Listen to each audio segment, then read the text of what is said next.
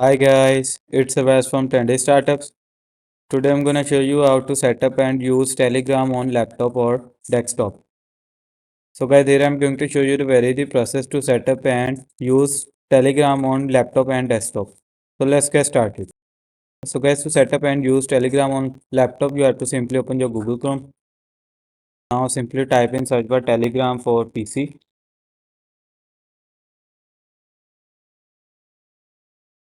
So after that, simply click on this link, download Telegram for desktop. So click on it. And here you can see the option of download. So click on download. So guys, here you can see our setup starts downloading. So wait for it.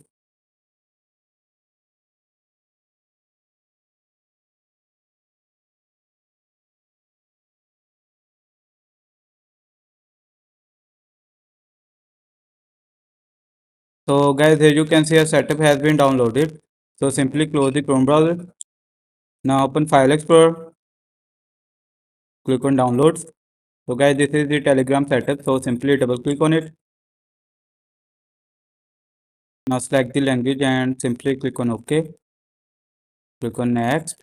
Again click on next. Click on next and simply click on install. Now click on finish.